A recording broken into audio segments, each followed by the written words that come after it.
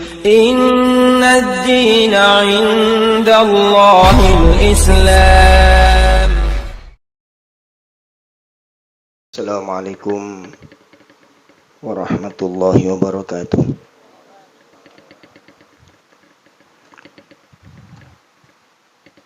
Alhamdulillahi rabbil alamin. Alladzi arsala rasulahu bil huda wa dinil haqq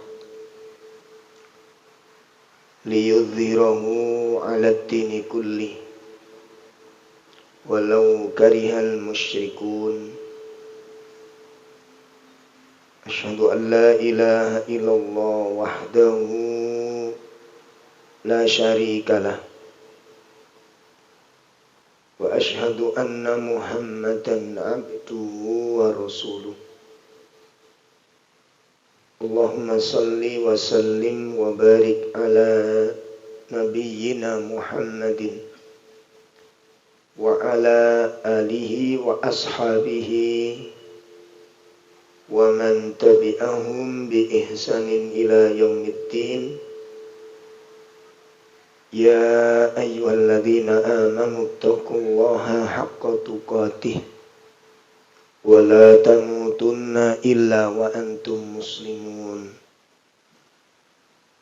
I'lamu anna astaqal hadits kitabullah wa khairal hadi hadi Muhammadin sallallahu alaihi wasallam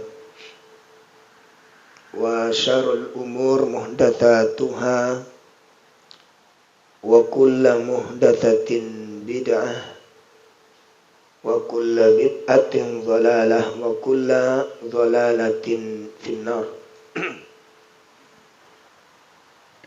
Ikhwatul iman, bapak-bapak, ibu-ibu, jamaah majelis taklim yang semoga dimuliakan Allah Subhanahu wa taala. Alhamdulillah di pagi ini kita bisa hadir di dalam kajian rutin ini, menindaklanjuti pembahasan dari kitab Mujibatul Jannah bab yang ke-13 dan 14 rencananya, yaitu tentang binaul masjid, membangun masjid-masjid. Ini bagian dari amalan, bagian dari ibadah yang sangat mulia. Ya, bagian dari ibadah yang sangat mulia. Kenapa? Karena membangun masjid itu bagian dari amal jariyah,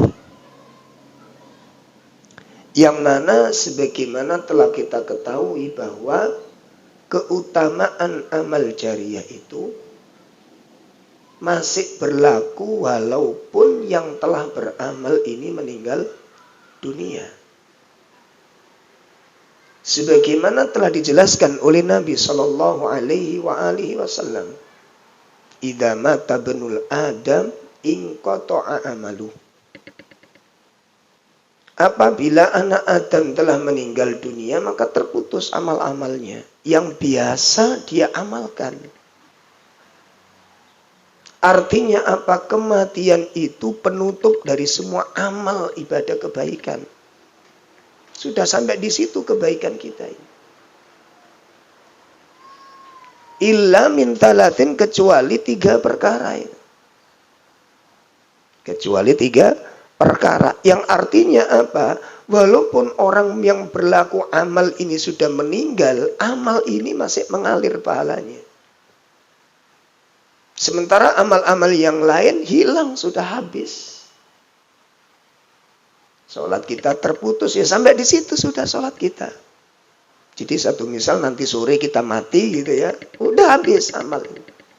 Ngaji kita ya sampai situ, sholat kita ya sampai situ, puasa kita ya sampai situ. Semua amal kita berhenti sudah. Artinya peluang mencari pahala itu sudah nggak ada lagi. Illa min talatin, kecuali 3 perkara ini. Makanya 3 perkara itu kudu digacoi salah sijine. Ya untung-untung nek panjenengan kali kula saged telu-telu niku masyaallah. Ya. Soalnya kene pun meninggal itu Pak sing didoleki wis kana liyane Pak, amal sudah. Makanya tolong jangan pernah capek dengan amal. Makanya kalau kita lihat rahasia besar kehidupan para sahabat, mengapa mereka tidak pernah bosan dalam beramal? Apa kuncinya, Pak? Apa konsepnya, Pak? Apa rahasianya, Bu? Mengapa mereka tidak pernah bosan di dalam beramal? Karena mereka memahami tentang hakikat kehidupan ini. Karena mereka paham betul dengan kehidupan dunia ini. Dan mereka menjadikan amal itu bukan sekedar beban, bukan sekedar takallufnya, bebannya kepada Allah. Makanya wong niku nek nglakoni kewajiban sekedar ninggal nih kewajiban, ya syukur-syukur dia. Itu yang gampang capek. Itu yang menimbulkan males. Tapi kalau sudah merubah mindset kita bahwa ibadah itu bukan beban, ibadah itu adalah bukan sekedar kewajiban, tapi memandang ibadah itu adalah hajat. Ibadah itu adalah kebutuhan, maka di situ tidak ada lagi kebosanan. Yang ada adalah kenikmatan dan kelezatan. Setiap kali akan melakukan ibadah, di situ ada kenikmatan yang luar biasa. Itu berarti mindsetnya sudah berubah. Ngaten, nanti maca Quran. Apa saja pokoknya. Jadi sebelum melakukan ibadah itu sudah merasakan apa? Kenikmatan itu sudah ngalir dalam hati ini, Pak. Itu bisa bayangkan. Mau sodako mau mengeluarkan duit itu nikmatnya sudah keluar duluan. Orang seperti ini nggak pernah bosan berinfak. Orang seperti ini nggak akan ada bosan, kejenuhan di dalam beribadah. Nggak akan pernah ada kebosanan. Karena memandang ibadah itu sebagai kebutuhan. Kenapa? Itu bekal yang kita bawa. Itu hakikat harta yang sebenarnya kita miliki nanti. Ya. Dan kita yakin, seyakin-yakinnya itu akan menjadi milik kita di akhirat. Akan diberikan Allah kepada kita di akhirat. Itu yang menjadikan kita nggak pernah bosan, nggak pernah lemah, nggak pernah capek di dalam beribadah. Apa saja bentuknya.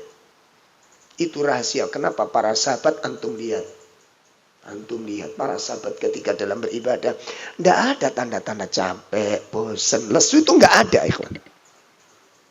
Yang ada itu seperti orang kehausan. Sahabat ibadah itu seperti orang apa? Kehausan. Itu kebutuhan soalnya. Makanya untuk gambar sing luwih gampang niku sama dengan jenengan pernah bosen nyekel duit ora? Tahu bosen, Mbak? Apa rek duit tok bolak-balik sedekek. Bosen ndelok duit. Enggak pernah. Kenapa? Coba duit itu modelnya tetap indah. Gimana? Halo? Iya. Pengajian ngantuk. Ini terakhir ada kuis yang dapat duit. Ini langsung melek kabeh. Enggak pernah membosankan duit itu. Enggak pernah capek duit itu. Enggak pernah menjembukan kita pegang duit itu. Kenapa? Gambar iya ngono-ngono kuwi, Pak. Enggak tahu berubah. Tapi kenapa selalu indah memandangnya, selalu nikmat memilikinya. Dan selalu ada kelezatan di dalam memegangnya. Kenapa? Karena itu merupakan kebutuhan. Sudah belum mindset kita ibadah itu jadi kebutuhan? Sudah apa belum? Iku kalau gula sampean gampang bosen, nolong wong ya gampang bosen. Kenapa? Karena kita tidak memandang kebutuhan. Jelas ini? Kita belum menempatkan ibadah itu sebagai kebutuhan, makanya cepat bosan, cepat capek, cepat letih,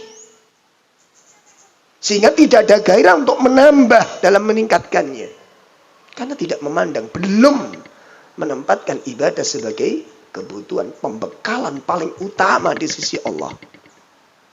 Kalau panjenengan dengan saya punya pola pikir sedikit aja seperti yang dipikirkan oleh Abu Hurairah. Ya, yang dipikirkan oleh Abu Hurairah.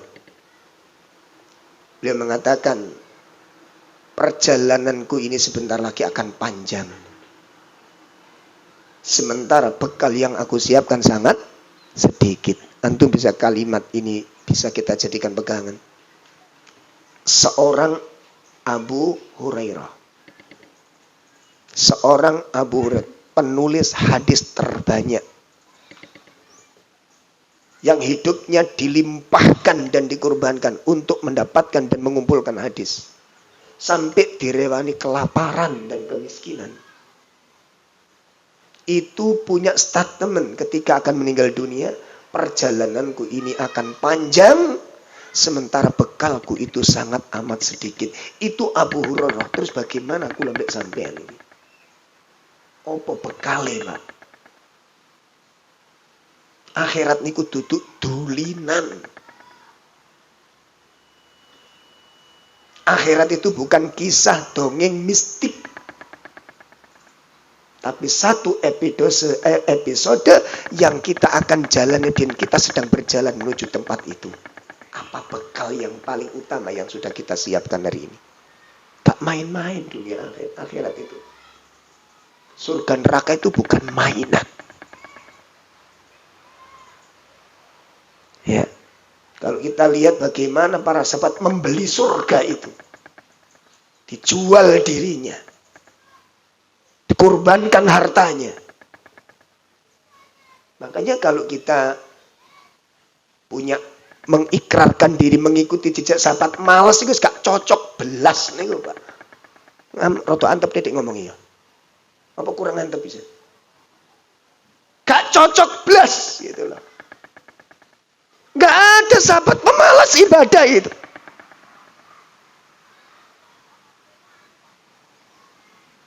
Bosan ibadah itu bukan kelasnya para sahabat. Bukan karakter para perindu surga. Surga itu bukan hadiah cuma-cuma. Yang didapat dengan mimpi dan angan-angan kosong. Dengan berongkang-ongkang kaki dan penuh pemainan. Tidak. Kerja keras surga itu. Gak main-main, Pak. Makanya karena para sahabat-sahabat itu ngerti bagaimana cara mendapat surga. Gak bisa didapat dengan angan-angan kosong. Walaupun mereka fakir miskin. Gak mau ketinggalan dengan surga. Dengan orang-orang kaya. Kita lak-lak dong. Pagi ngap. Buka HP berjam-jam ketip Quran gak dibuka-buka. Ini pencari surga. Ini pengikut para sahabat. Coba evaluasi diri kita. Sudah benar tak kita ingin merindukan surga? Pintu-pintu surga sudah terbuka di depan mata kita. Ada masjid sedang dibangun di mana-mana. Adakah ingin untuk menyumbang? Walaupun cuma satu semen sak saja. Atau satu butir bata merah saja. Yo kebacut ya. Walaupun itu dibolehkan kalau sebagian demikian. Oleh karena itu ini akan memberikan inspirasi yang cukup baik kepada kita. Kita renungkan. Ya.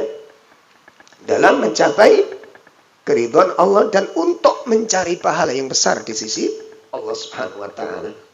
Kita ingat pesan Allah subhanahu wa ta'ala. Di surat An-Nisa. Coba kita buka.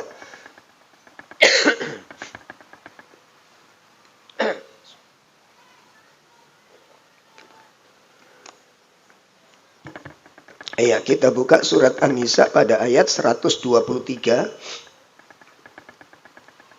124. Ya, 123 124.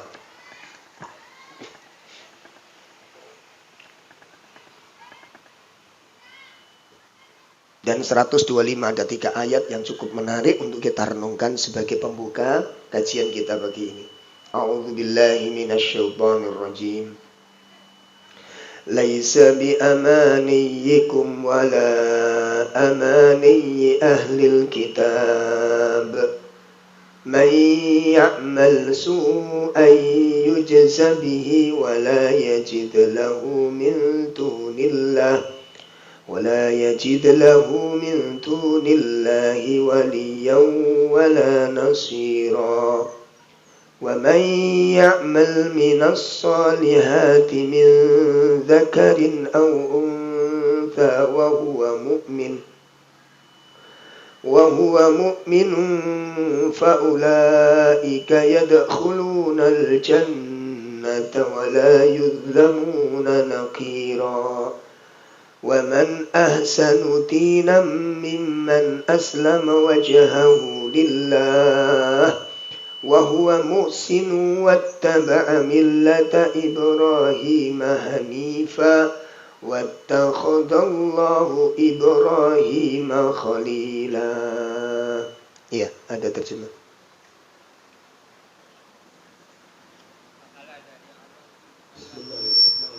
Sudah ada ini. Pahala dari Allah itu bukanlah angan-anganmu dan bukan pula angan-angan ahli kitab.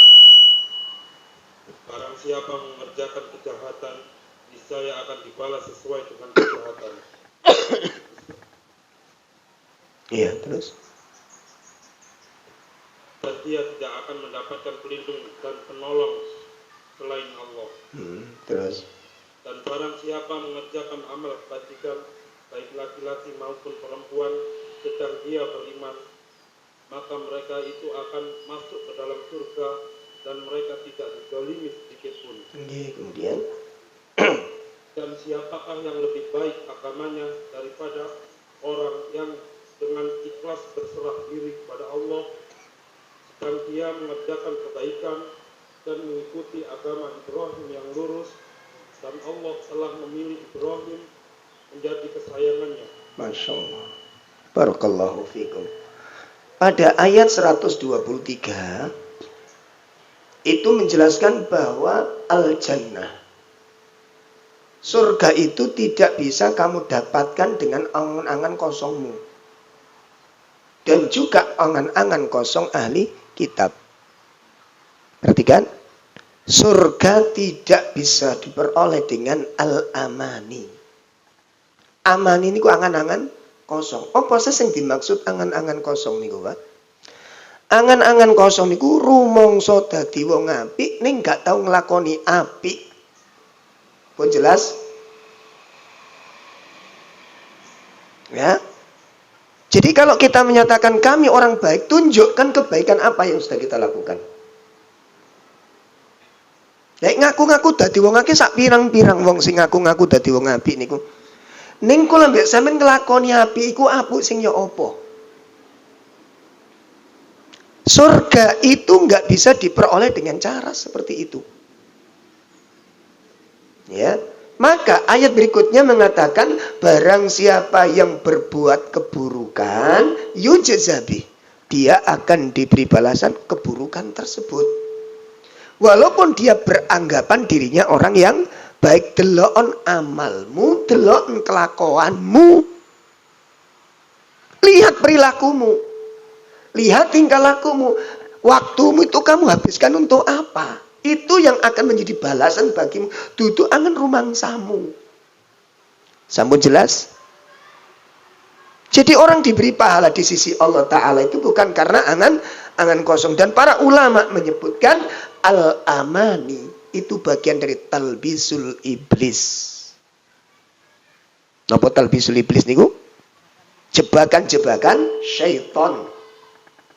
Orang dibangun angan-angan kosong, rumangsa dadi wong apik, rumangsa dadi wong mulya, ning gak tau nglakoni kemuliaan. Coba evaluasi lagi, amal yang paling utama yang sudah kita lakukan apa kira-kira? Ya, dari deretan amal-amal utama, afdalul a'mal, di antara afdal atau amal-amal yang utama, itu apa saja yang sudah mampu kita lakukan? Nih, itu yang akan kita bawa. Makanya perbuatan kita, walaupun kita ngaku jadi orang soleh, ngaku jadi pengikut sahabat, nek perbuatan iku menyelisih ora katut, Pak. Jelas ini? Makanya manhaj salaf itu tidak menisbatkan pada kelompok tertentu. Enggak. Di perbuatan yang dilihat. Syarat yang dibuat oleh Allah kan apa? Was-sabiqunal awwalun minal muhajirin wal ansar walladzina taba'uhum bi ihsan. Orang yang mengikuti mereka dengan cara yang ikuti jejak mereka, kenali keutamaan mereka, kata para sahabat. Kata sahabat Ibnu Mas'ud, sebagaimana diucapkan oleh sahabat Ibnu Mas'ud radhiyallahu an dinukil dalam kitab Situ Durar.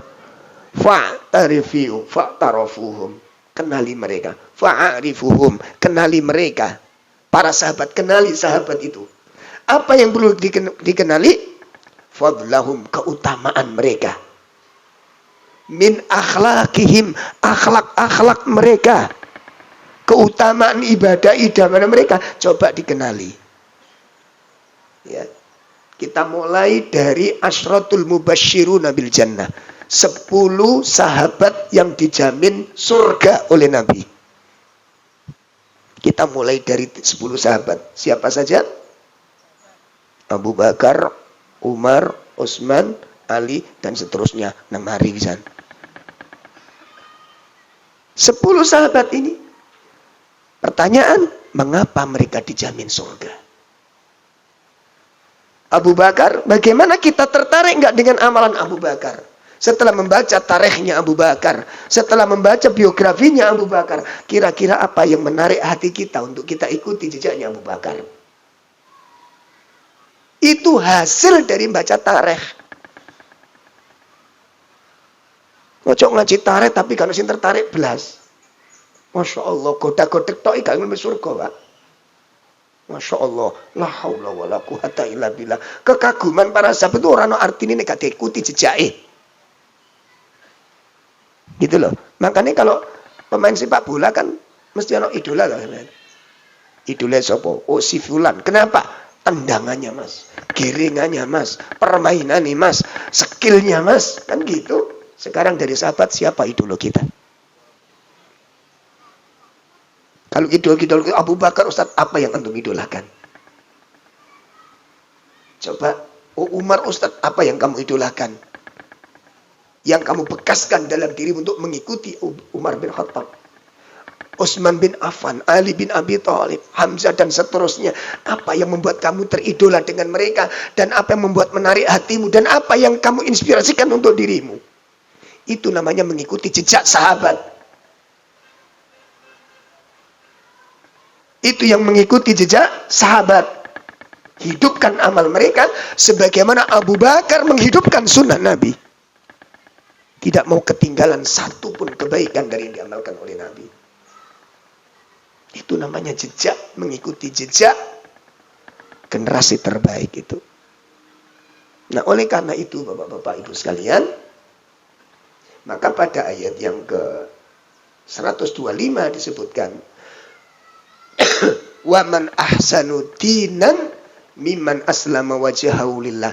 Siapakah yang paling baik ya beragamanya dibandingkan orang yang paling tunduk, paling ikhlas menghadap hatinya kepada Allah Ta'ala.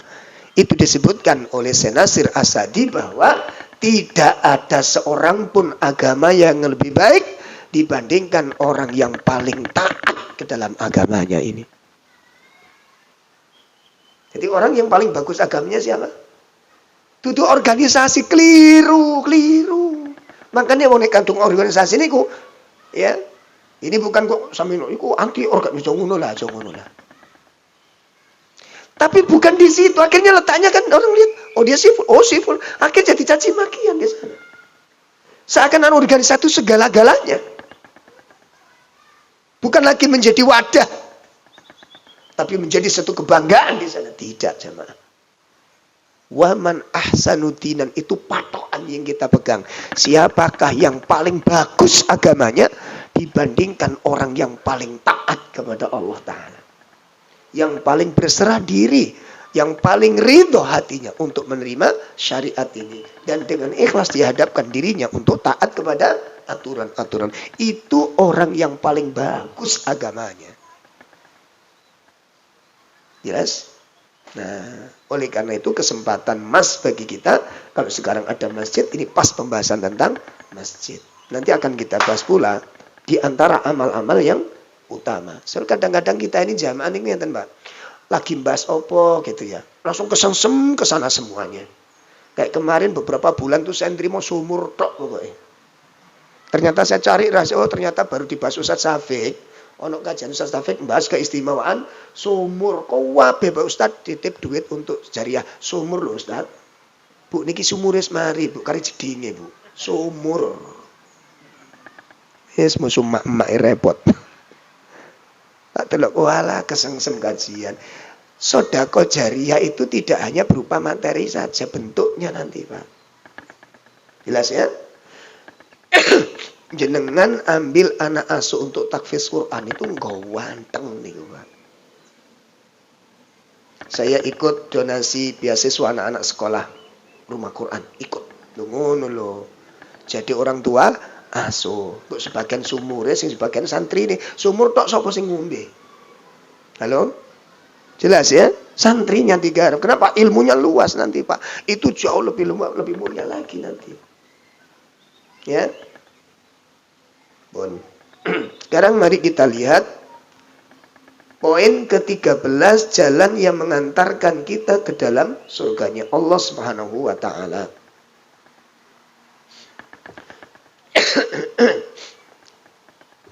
Yang ke-13 adalah membangun masjid. An Utsman bin Affan radhiyallahu an, dari sahabat Utsman bin Affan radhiyallahu an. Qala annahu qala sami'a Rasulullah SAW, dia mendengar dari Nabi sallallahu alaihi wasallam qala, bersabda, man bana masjidan, barang siapa yang membangun sebuah masjid, yabtaghi bihi wajh Allah. Nih syaratnya ini. Ono syaratnya. Di mana di dalam membangun masjid itu dia akan mencari dan mengharap wajahnya Allah Subhanahu wa taala. Ya, barang siapa yang membangun masjid dalam rangka mengharap wajahnya Allah Subhanahu wa taala, banallahu lahu mithlahu fil jannah, niscaya Allah akan membangun untuknya sebuah bangunan yang semisalnya di dalam surga ini. Ini hadis yang pertama, diriwayatkan oleh Imam Bukhari Muslim dengan derajat muttafaqun alaih. Barang siapa yang membangun masjid dalam rangka mengharap wajah Allah, Allah akan membangunkan untuknya sebuah bangunan yang semisal dengan bangunan tersebut di surga. Hadis yang kedua, An Jabir bin Abdullah radhiyallahu anhu qala Rasulullah sallallahu alaihi wasallam, man bana masjidan lillah. Ya, barang siapa yang membangun masjid karena Allah. Barang siapa yang membangun masjid karena Allah.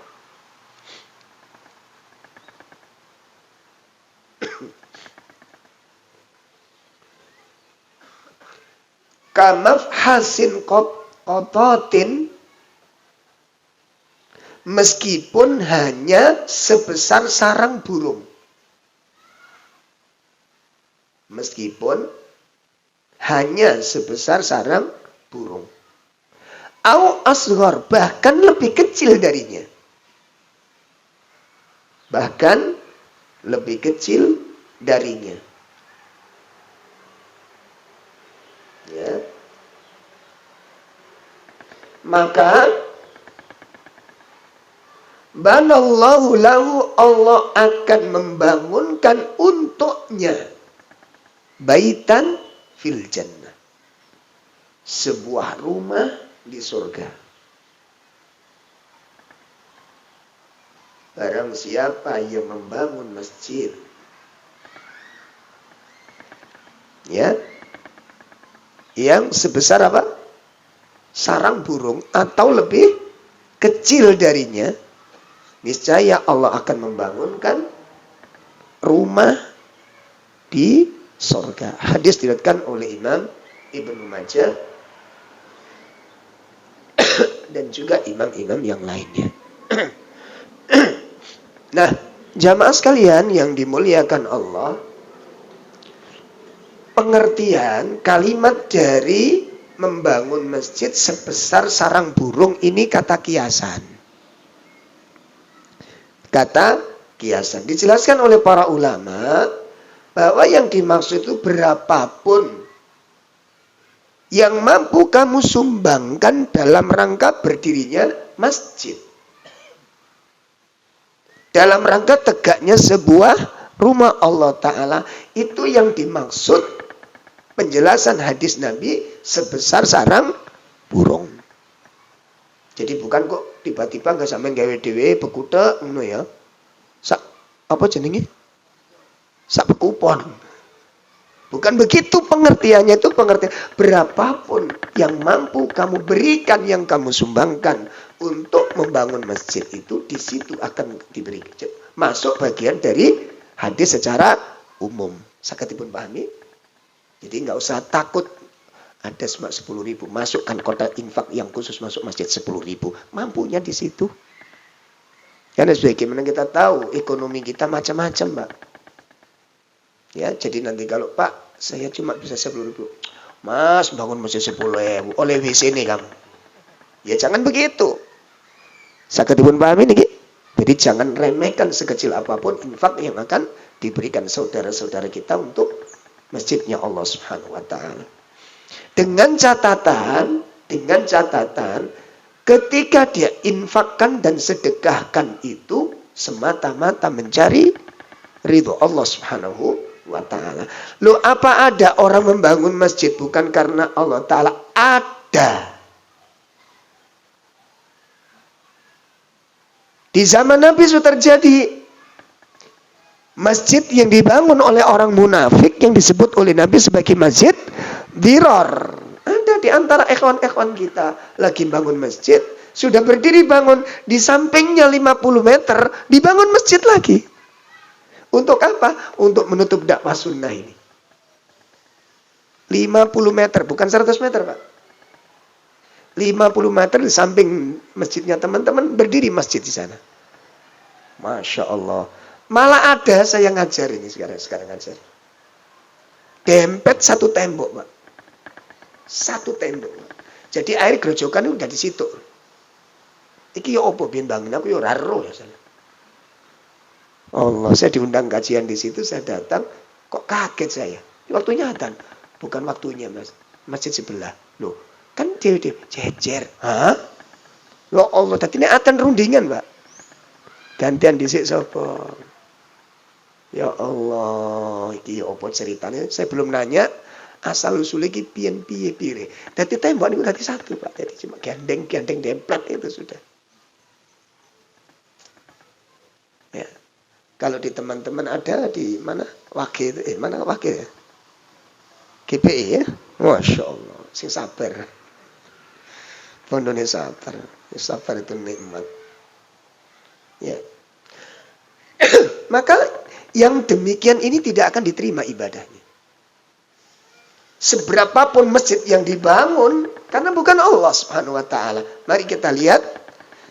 Ya nanti akan kita bahas keutamaannya. Itu keutamaan bangun niku nek niate niku bener. Ya, makanya untuk bangun masjid satu niatkan, bukan untuk bangga-banggaan. Bukan untuk bangga-banggaan. Nek dadi nek gawe ku gak usah sing aneh-aneh lah. Pokoke keperluane umat itu koyo apa. Adapun perlu hiasan sedikit aja gak usah terlalu dihias-hias. Karena Allah tidak menyuruh kita menghiasi masjid. Allah menyuruh kita untuk membangun masjid dan kebutuhan-kebutuhan yang dibutuhkan di sana untuk kesejahteraan umat silakan dibangun. Kalau enggak perlu enggak usah. diukir, nggak usah, nggak ruwet. Sholat niku nek sampeyan nang masjid tak ukir-ukirane, gak mikir, Pak, gak mikir salate. Mikir apa nih? Ukir-ukirane. Iya kok apik larang koyo. Nggak bisa tenang malah. Sudah, nggak usah dicapekkan dengan itu semuanya. Luruskan niat karena Allah Subhanahu wa taala. Maka masjid ini akan diberkahi oleh Allah Subhanahu wa taala.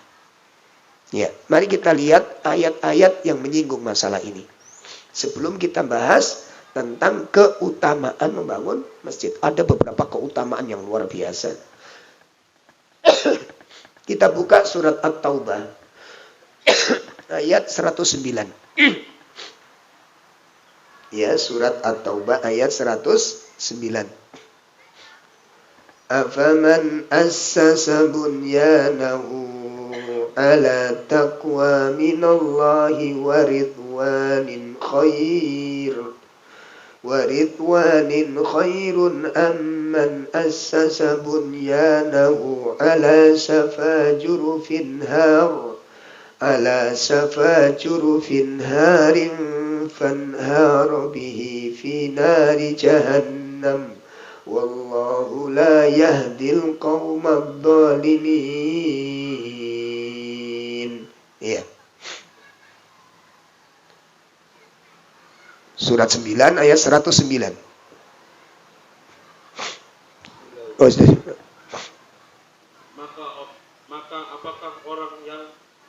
Apakah orang-orang yang mendirikan bangunan masjid atas dasar takwa kepada Allah dan berdoanya itu lebih baik, ataukah orang-orang yang mendirikan bangunannya di tepi jurang yang runtuh lalu bangunan itu roboh bersama-sama dengan dia ke dalam neraka jahanam? Allah tidak memberi petunjuk pada orang-orang yang zalim. Apa kata Allah? Apakah orang yang membangun masjid atas dasar takwa karena Allah, ingin mendekatkan diri kepada Allah, jadikan masjid dibangun untuk tegaknya jamaah, berkumpulnya kaum muslimin di sana, membentuk peradaban dalam kehidupan kaum muslimin di sana, ataukah mereka membangun masjid di atas tepi jurang yang akan runtuh? Maksudnya Pak ini, tujuannya nggak benar. Ini namanya masjid sakit hati. Ya, kasih aja nama masjid sakit hati. Ada memang seperti itu. Maka yang demikian ini, seberapapun mereka semangat di dalamnya, mereka tidak mendapatkan apapun kebaikan. Karena niat awalnya sudah nggak benar. Jelas ini? Makanya kita dalam bangun masjid, ya jangan ngelirik-ngelirik orang. Oh di sana ada anunya. Nggak usah tertarik yang demikian. Itu namanya nggak punya kepribadian. Udah ditolak aja yang bagus, di manajemen yang bagus. Maka masjid itu akan menjadi magnet yang luar biasa. Ya, ada manajemen yang baik, ditata yang baik. Ya, perawatannya yang bagus, pelayanannya kepada jamaah sangat bagus. Siapapun yang masuk di sana dihormati dengan cara yang baik, disapa dengan cara yang baik. Ya, itu akan menjadi magnet masjid tersebut. Ya, nanti kapan-kapan teman-teman untuk manajemen masjid mau duduk bareng-bareng, ya. Antum jauh-jauh nanti ke mana? Manajemen ke Jogokaryan, mulai oleh fotone tok. Tak deloke kanca-kanca Sidoarjo niku diterapna ora iso beda wonge. Beda wonge ora iso kono niku wong tawaduk. Mungkin mblegedut. Ya, studi banding misalnya tidak jaran ya nggak akan berubah, nek sifatnya nggak berubah wonge. Apa sudah jaran ini? Ya, itu teman-teman saya lihat, oh anu was ini sini apa nih? Kita studi banding, cokokan studi banding lagi ada sekarang di Solo itu apa itu? Ada baru sekarang yang lebih heboh lagi itu. Terus ada yang Namira, masya Allah. Ya Namira apa Namira boy? Hah? Keliling ngaji ke sana. Podo ae pahalai nang langgar kidul we. Pahalai ora berbeda ya. Enggak usah jauh-jauh. Itu niatnya sudah enggak benar gitu ya. Nah, jadi kalau niatnya enggak benar, sehebat apapun masjid itu tidak akan membawa kebaikan untuk dirinya. Jelas ya, luruskan niat, bersihkan tujuan, bersihkan keinginan, jangan sampai ternodai dengan niat-niat yang lain. Nah, sekarang mari kita lihat apa keistimewaan ketika seseorang membangun masjid karena Allah dengan niat yang baik tersebut. Di antara keistimewaannya,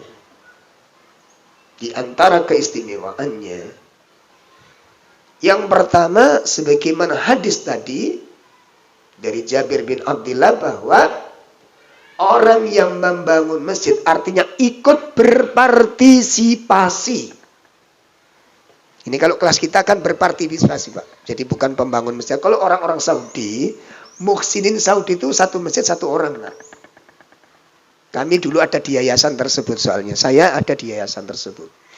Jadi kalau Syekh ini ada yang minta, kasihan saya ini apa namanya, sudah dapat separuh, bongkar. Loh, separuh bongkar. Man Syekh bongkar. Nanti saya bangun satu. Loh ngono, Pak. Itu muhsinin Saudi. Kalau kita udah separuh, kurangi didik ngono malah. Kasih tembangun. Ada Saudi begitu. Muhsinin sana itu begitu.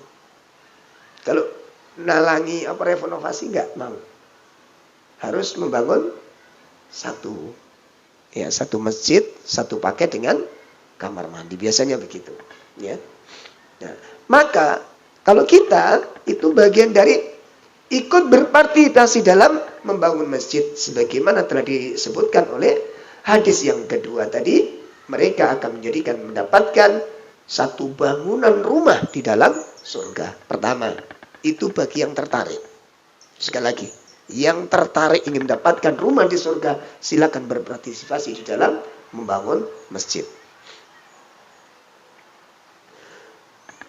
Kemudian yang kedua, mendapatkan balasan yang setimpal.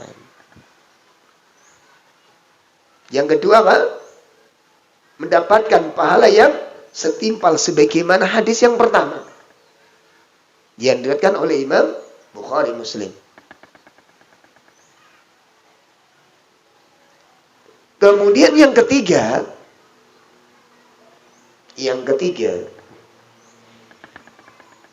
ya, orang yang membangun masjid dan peduli di dalam pembangunan masjid bagian dari sifat-sifat orang yang beriman.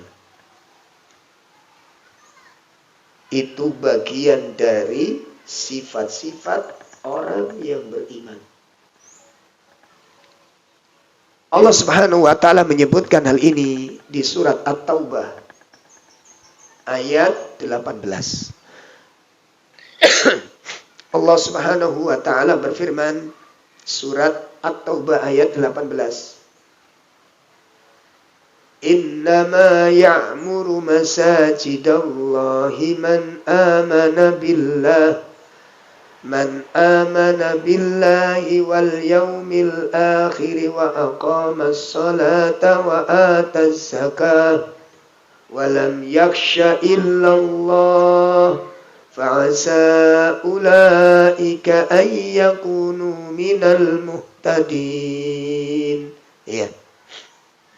Sesungguhnya yang memakmurkan masjid Allah hanyalah orang-orang yang beriman kepada Allah dan hari kemudian, serta tetap melaksanakan sholat, menunaikan zakat, tidak takut pada apapun kecuali kepada Allah.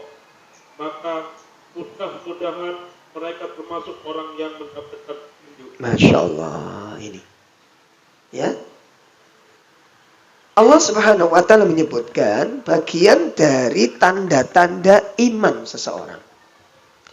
Apa itu? Memakmurkan masjid Allah Subhanahu wa taala. Peduli dengan masjid. Ya, peduli dengan masjid itu bagian dari orang-orang yang memakmurkan masjid. Ini. Makanya disebutkan itu hanyalah orang-orang yang beriman kepada Allah, beriman dengan hari akhir. Lihat berikutnya. Bukan hanya sibuk membangun masjid, mencari sumbangan sana sini, setelah itu dia tinggalkan masjid. Ya, waktu membangun tuh Masya Allah keluar semuanya, Pak. Semua pasukan keluar. Sampai jualan kemana-mana dia tempuh itu. Tapi begitu masjid selesai pula amal solehnya. Maka dia tinggalkan masjid Allah. Dan begitu jauh dia dari masjid Allah subhanahu wa ta'ala. Itu ciri-ciri kemunafikan yang ada di dalam hatinya. Adapun sifat-sifat orang beriman, mereka memakmurkan masjid. Dan kemudian disebutkan oleh Allah subhanahu wa ta'ala, mereka tetap wa aqamus shalah.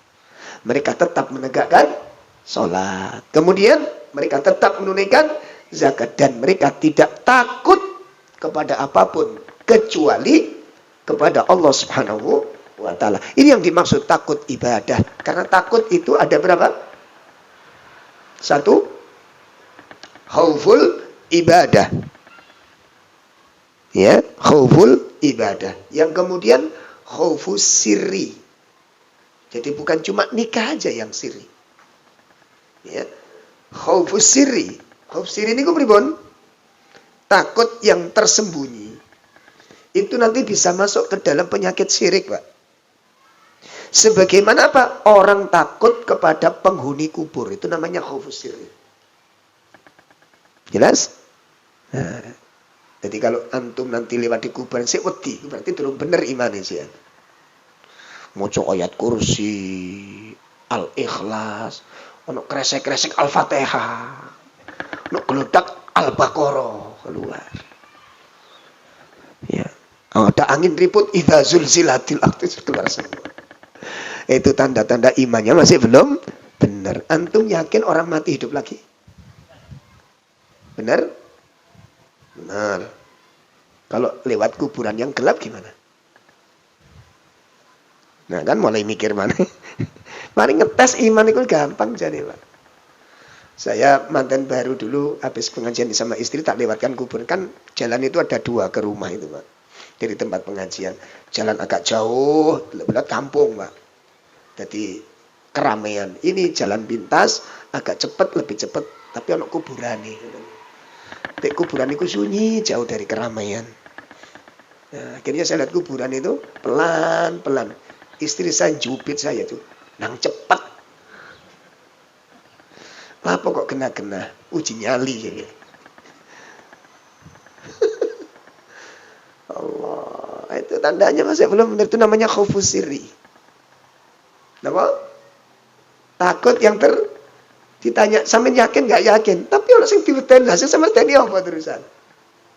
Ayo. Nah, itu masuk dalam kategori. Kemudian yang ketiga adalah khaufut tabi'i. Nah, dalam khaufut tabi'i ini kayak takut yang merusakkan tabiat manusia.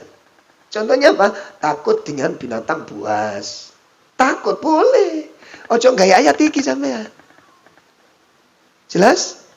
Ular berbisa. Hindari aja dibuat cekel.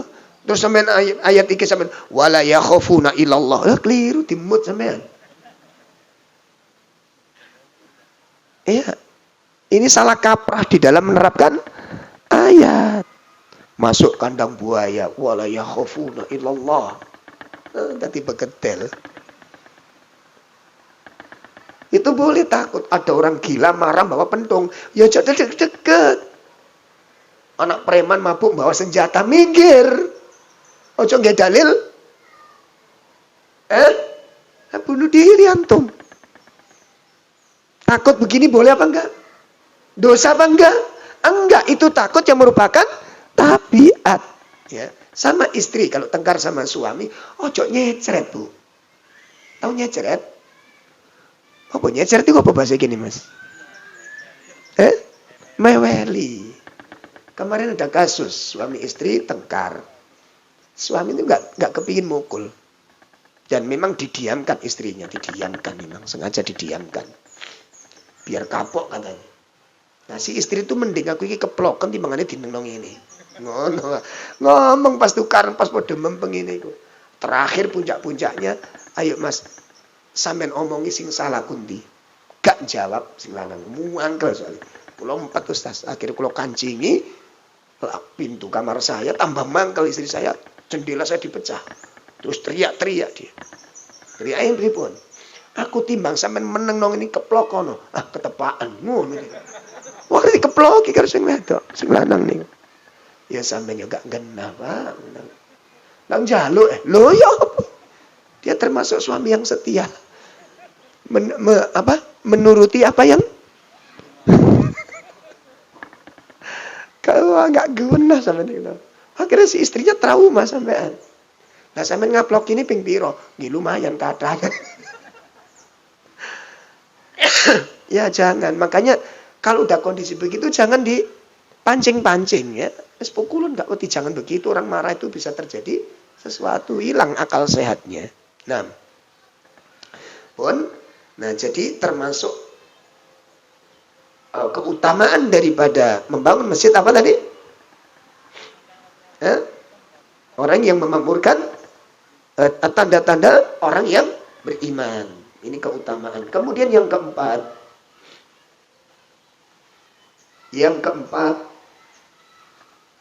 ya, keutamaan di dalam membangun masjid adalah apa?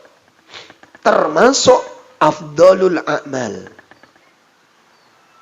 Termasuk afdalul a'mal. Sebuah athar dari sahabat Umar bin Khattab radhiyallahu an, ya, yang diriwayatkan oleh Imam Ibnu Khuzaimah, Imam Al-Hakim. Beliau mengatakan ini sahih, hadis sahih menurut persyaratan Al-Bukhari wal Muslim. Apa kata Umar? Umar mengatakan, innal a'mala tatabaha.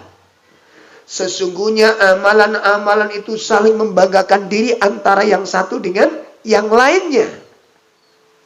Fataqulu shadaqah, maka shadaqah berkata, ana afdalukum.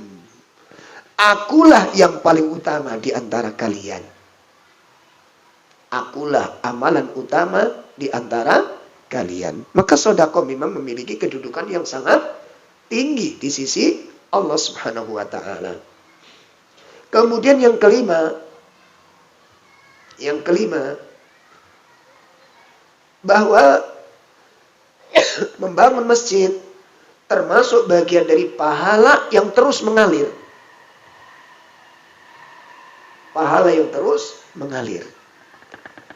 Ya, sebagaimana disebutkan oleh Nabi Shallallahu Alaihi Wasallam, inna mimma yalhaqul mu'min min amalihi wa hasanatihi ba'da mautih. Pahala amalan dan kebaikan yang bakal menghampiri seorang mukmin sepeninggalnya. Ya. Pahala amalan dan pahala kebaikan yang akan menghampiri seorang mukmin sepeninggalnya nanti. Maka wadakaro min dalik, Nabi SAW menyebutkan apa? Beliau menyebutkan di antaranya adalah mushaf. Mushaf wa mushafan warrathahu au masjidan banahu. Mushaf yang dia wariskan. Makanya ada sebagian jariah dengan apa? Mushaf Al-Quran. Ada sebagian demikian. Kemudian ada pula apa yang membangun masjid. Au baitan li ibni sabil. Atau rumah untuk apa ini? Ibnu sabil, para perantau. Itu sekarang apa namanya, Mas? Rumah singgah. Masya Allah, itu bagus sekali ya. Au naharon ajrahu au sadaqatan akhraja min malihi fi sihatihi wa hayatihi yalkhahu ba'da mautih. Ya. Ya.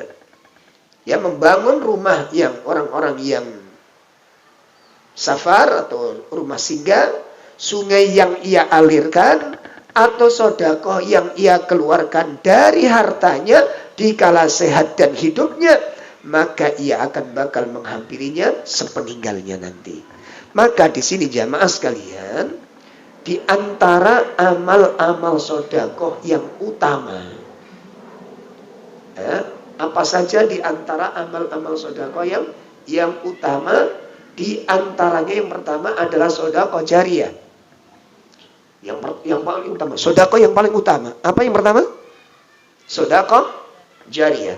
Sedekah jariyah itu meliputi beberapa hal. Satu, membuat sumber air atau menggali sumur. Itu Masya Allah. Ya, nanti akan ada program-program seperti itu. Kemudian yang kedua adalah membangun masjid. Ini sedekah yang paling utama. Ini yang termasuk jariyah. Yang pertama tadi apa? Membuat sumber air. Yang kedua apa? Membangun masjid. Kemudian apa? Mengajarkan ilmu yang bermanfaat. Ya, mengajarkan ilmu yang bermanfaat. Makanya bapak-bapak ngajari anaknya semangat. Saya bukan ustadz. Apa kalau nggak ustadz nggak punya peluang mengajarkan ilmu? Hah? Kalau nggak ustadz apa nggak punya peluang mengajarkan ilmu? Punya, ayo ikhwah. Makanya kalau punya cucu, punya anak kecil yang seneng dekat dengan mereka, ayo sama abi, makan sama abi, latih bismillah, latih baca al-fatihah, ajari abinya. Masuk kamar mandi dianterin.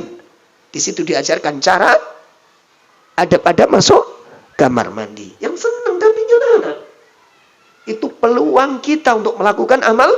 Jadi setiap anak masuk kamar mandi baca doa, maka orang yang mengajarkan ilmu tersebut dia akan mendapatkan pahala. Ya, makanya awali sebelum anak-anak masuk TK, jadi kan awali dulu abata pengenalan huruf, sehingga semua huruf Anda ajarkan itu peluang emas bagi Anda untuk mendapatkan ilmu yang, karena setiap dia baca Quran, huruf-huruf itu akan terbaca. Betul apa enggak? Antum gak usah minder barangkali, Mas sampean bagian ngajari Iqra jilid 1. Yes, ngono loh. Sing seneng kok jilid 1, aku jilid 6 lah. Loh jangan, jilid 1 itu yang paling sulit. Dan itu cikal bakal semua amal akan masuk di dalamnya. Ketika dia baca kitab, bawa enggak jilid 1 ini? Jangan remehkan orang paling utama jilid 1 ini. Tapi ya jangan dengan kajian ini kemudian nggak mau jilid 2 ya. Semua ingin jilid 1 semuanya. Kemudian yang keempat termasuk amal jariah apa? Berinfak dan memakafkan mushaf Al-Quran. Berinfak atau memakafkan mushaf Al-Quran itu buku-buku yang bermanfaat. Buku-buku yang bermanfaat. Makanya antum yang senang yang demikian ini. Ya, keutamaan wanita, siapa yang menyuruh jilbab, kasihkan, beli 3 buah, kasih akhwat-akhwat yang membutuhkan. Ya, bukan kasihkan ibu-ibu yang mungkin membutuhkan, yang belum berjilbab, mau tak kasih hadiah buku ini, silahkan dibaca. Barangkali bisa bermanfaat. Masya Allah. Kemudian diantaranya apa? Membangun rumah Ibnu Sabil. Ya, membangun panti asuhan, termasuk di dalamnya. Rumah-rumah janda-janda yang miskin. Masya Allah. Kalau ketemu janda gini langsung bangun semua. Nah itu yang pertama, sedekah jariyah. Yang kedua termasuk amal yang paling utama apa? Bersedekah kepada karib kerabat. Ya. Terutama yang memendam permusuhan. Terutama. Ini lebih utama lagi, Pak. Ya, karib kerabat yang memendam permusuhan itu lebih utama lagi. Kemudian yang ketiga, bersedekah pada sehat dan saat lagi membutuhkan duit. Masya Allah. Ya, makanya sodakonya orang sehat lagi sakit itu beda. Lebih utama mana? Yang utama mana? Waktu sehat. Kenapa? Lagi-lagi seneng-senengnya duit. Ya. Iya. Tapi kalau dermawannya biasanya waktu sakit lebih dermawan. Kenapa? Gak patek butuh. Sama di rumah sakit itu.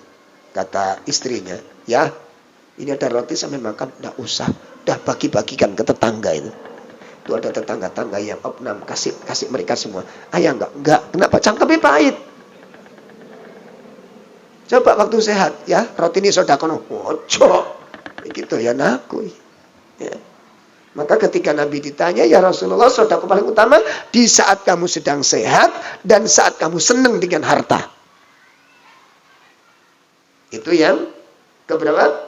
Yang ketiga, termasuk sedekah yang utama, sedekah pada saat sehat lagi membutuhkan.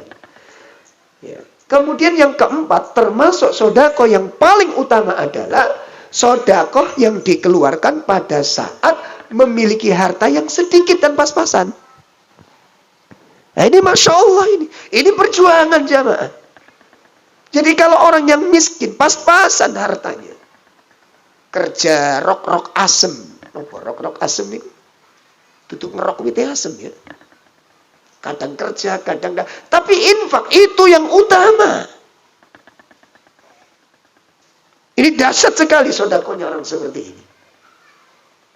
Kemudian yang kelima, termasuk sodakoh yang utama adalah sodakoh yang diambil dari kebelian harta yang telah mencukupi kebutuhannya. Ya, sodakoh yang diambil dari kelebihan hartanya karena sudah mencukupi kebutuhannya. Kemudian yang keenam adalah sodakoh untuk menjadi tanggungan keluarga. Untuk orang tua itu Masya Allah makanya kalau antum ditelepon ibu ya dipinjemi atau dimintai udah nggak usah eman, nggak usah ditahan harta untuk orang tua ya, nggak usah ditahan, Allah akan kembalikan kita. Dan kalau kita yang dijadikan judukan yang seneng, biasanya kalau setiap butuh ke kita seneng apa seneng? Ayo kan? Ojo ngaji ini dong, waduh sodako ini mempet pamiti bu, anak sampean kan akeh. Iki bukan jawaban orang-orang soleh, ayo ikhwah. Dan termasuk ilmu yang diajarkan belum masuk ke dalam pikirannya. Karena ada sesuatu yang menyumbat pikirannya ini. Sekarang saya tanya, apa yang kita keluarkan untuk orang tua kita itu hilang atau enggak? Hilang atau enggak? Enggak. Dikembalikan kemana ini? Tuh kok bingung? Ini gak medit ini. Ini gak medit ini. Apa yang kita sodakokan untuk orang tua kita, itu tidak hilang. Dan akan dikembalikan berlipat-lipat kepada siapa? Kepada kita. Lalu untuk apa kita eman kepada orang tua ini? Ya.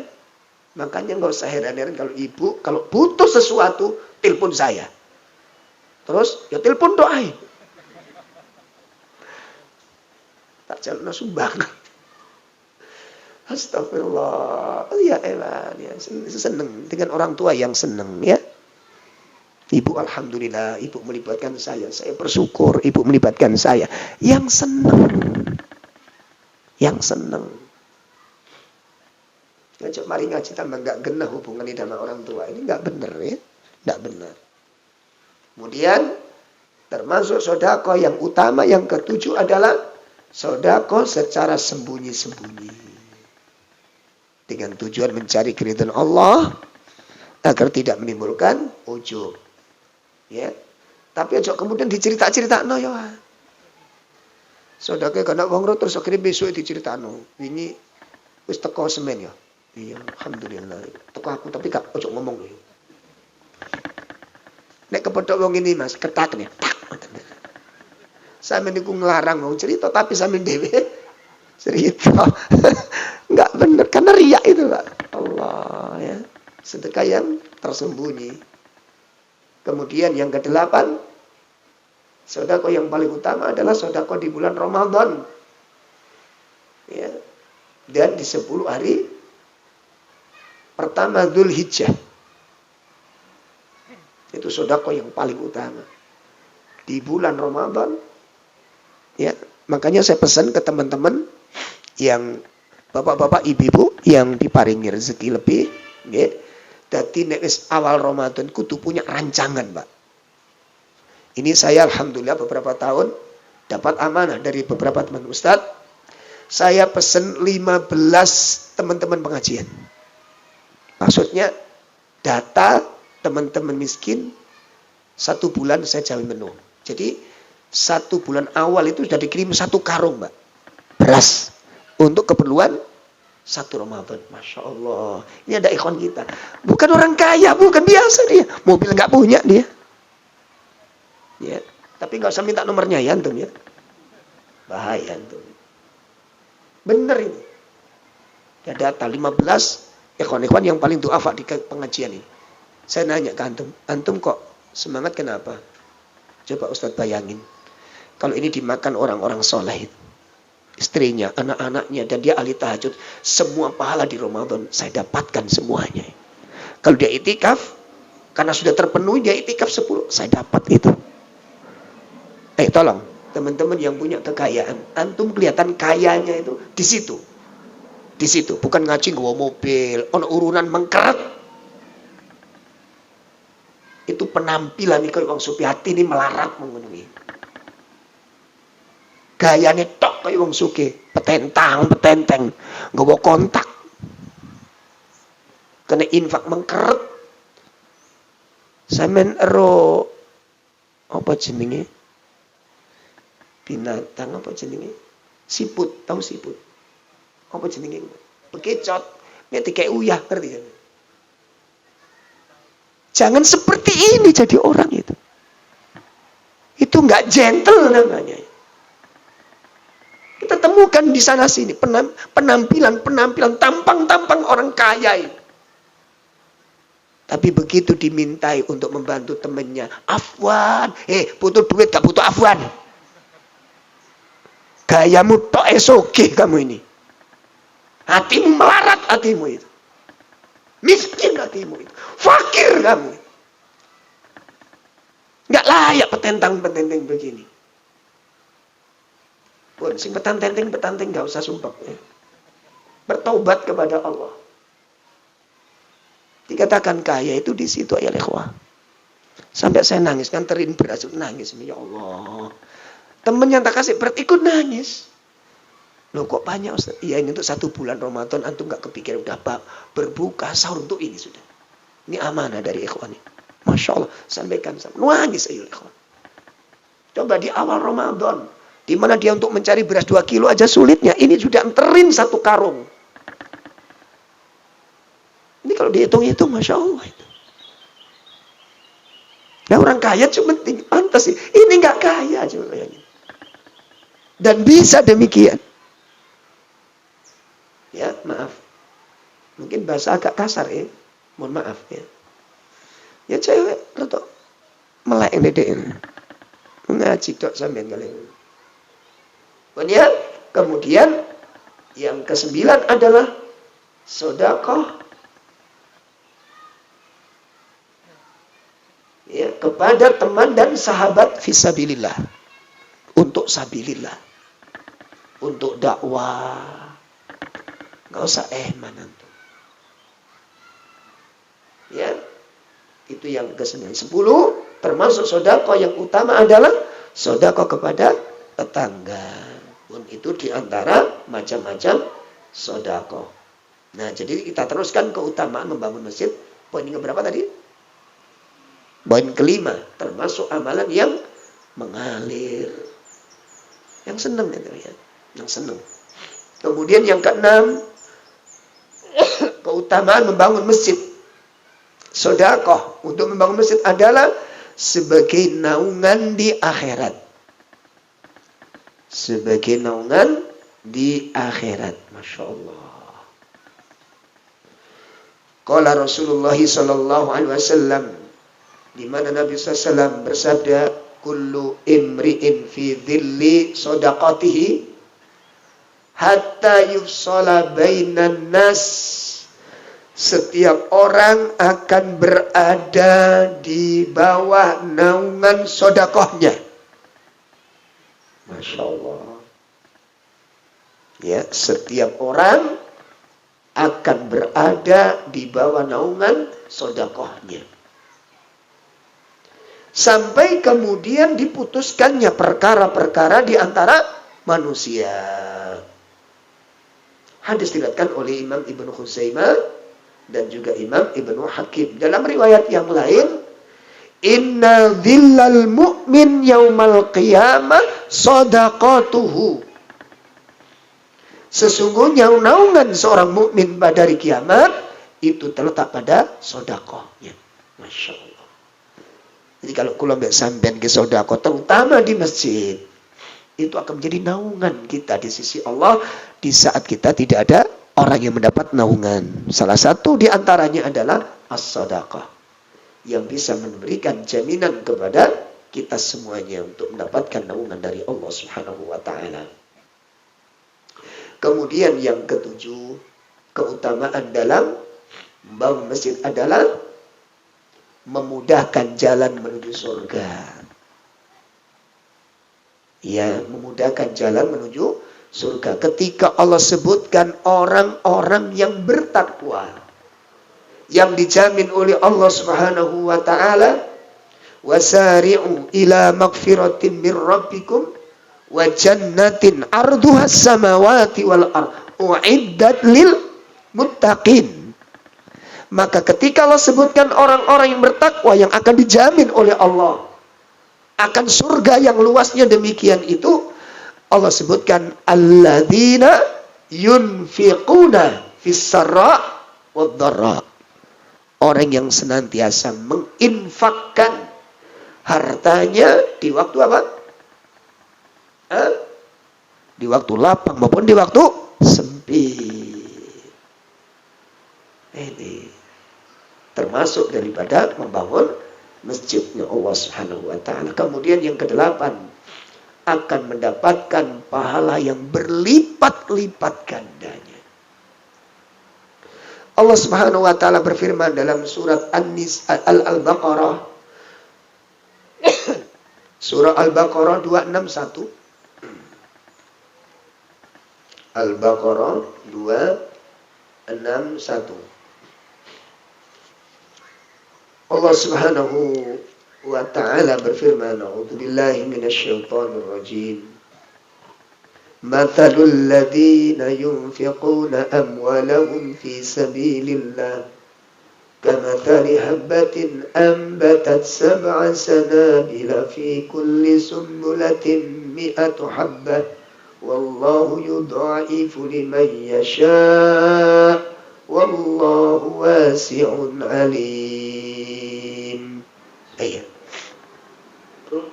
Perumpamaan orang yang menginfakkan hartanya di jalan Allah seperti sebutir biji yang menumbuhkan 7 tangkai. Pada setiap tangkai ada 100 biji. Allah melipat gandakan bagi siapa yang dia kehendaki. Dan Allah Maha luas, Maha mengetahui. Masya Allah. Kemudian yang ke-9,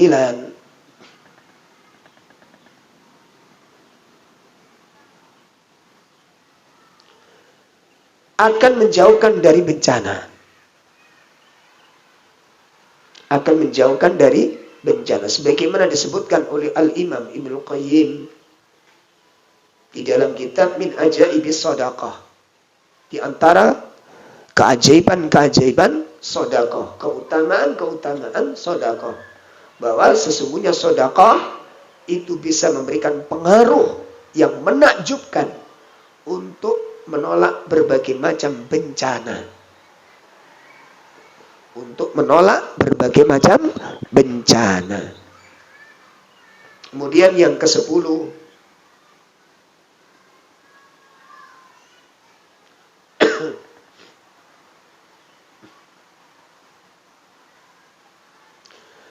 bahwa dengan kita bersedekah membangun masjid Allah Subhanahu wa taala akan menjadikan kelapangan rezeki. Allah akan lapangkan rezekinya. Makanya nggak ada ceritanya orang ahli sedekah itu jatuh miskin. Nggak ada ceritanya, Pak. Orang yang dermawan jatuh melarat itu belum ada ceritanya. Ya. Hal ini disebutkan oleh Allah Tabaraka wa Ta'ala di surat Saba, surat 30 berapa? 34 ya. Iya, betul. Surat Saba surat berapa? 34. Ayat 39. Ya, Allah Subhanahu wa taala menyatakan, "Qul inna rabbi yabsutur rizqa liman yasha'u min ibadihi wa yaqdiru lahu wa ma anfaqtum min syai'in fahuwa yukhlifuh wa huwa khairur raziqin." Ya. Katakanlah, Sungguh, Tuhanku melapangkan rizki dan membatasinya bagi siapa yang Dia kehendaki di antara hamba-hambanya. Dan apa saja yang kamu infakkan, Allah akan menggantinya, dan Dialah pemberi rizki yang terbaik.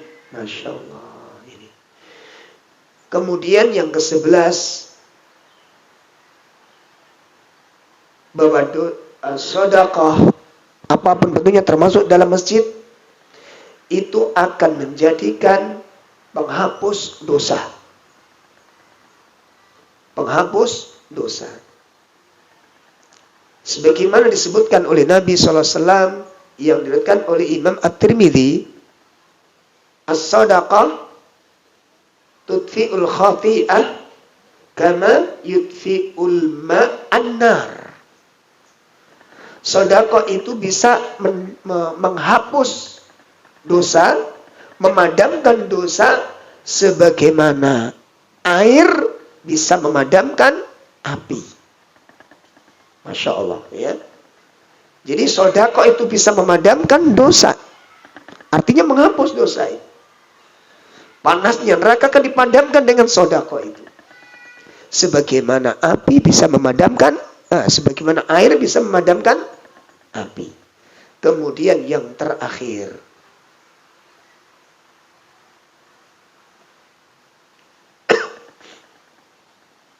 bahwa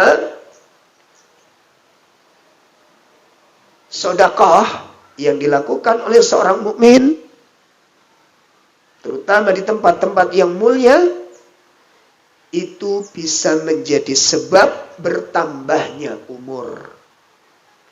Dan yang lebih menakjubkan apa? Mencegah dari kematian yang buruk, dari su'ul khotimah.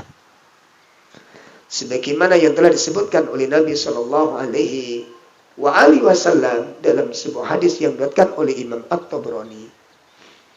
Ya, sesungguhnya sedekah seorang muslim itu dapat menambah umurnya dan dapat mencegah dari su'ul khatimah, dari kematian yang buruk. Dan Allah akan menghilangkan dari orang tersebut sifat takabur, sifat kefakiran, dan sifat ujub akan dihilangkan oleh Allah dari hatinya. Ikhwatul iman, insya Allah sampai di sini kajian kita pagi ini. Saya mohon maaf yang sebesar-besarnya untuk pagi ini tidak ada soal jawab dulu. Semoga apa yang kita bahas bersama-sama, semoga menjadi ilmu yang bermanfaat untuk kita semua. Dan semoga kita diberikan kesabaran oleh Allah atas ujian-ujian yang Allah berikan kepada kita. Dan saya berpesan, tolong teman-teman kalau ada jamaah pengajian yang dia tahu, yang dekat dengannya, yang dalam kesusahan, tolong dikabarkan. Tolong dikabarkan. Jangan diam. Oh, si fulan ini kok nggak kerja udah lama, tanya. Jangan diam. Ini saya minta tolong betul ini, ya. Jadi kalau ada ikhwan-ikhwan kok sudah antum kok di rumah terus, ya PHK ini. Coba cari informasinya. Ya. Kemudian setelah itu kita upayakan untuk membantu kebutuhannya. Disampaikan kepada jamaah. Dan tidak usah minder demikian. Ini bagian cara untuk menjaga istiqomahnya ibadah ini. Jadi jangan sampai ada ikhwan hilang, tidak tahu, ghaib, tidak tahu. Tahu-tahu sudah habis. Lalu kita tanya di mana si fulan, imannya futur. Masya Allah. Ini kedzaliman berlipat-lipat kita terima ini. Jelas ya. Jadi kalau ada ikhwan yang mengalami kesusahan, mari kita diberitahukan sama pengurus-pengurus pengajian yang kemudian nanti disampaikan kepada jamaah untuk ditangani bersama-sama. Semoga Allah menjaga kita semuanya dan semoga Allah memberikan istiqomah kepada kita. Wassallallahu ala nabiyyina Muhammad. Subhanakallahumma wa bihamdika asyhadu an la ilaha illa anta astaghfiruka wa atubu ilaik. Assalamualaikum warahmatullahi wabarakatuh.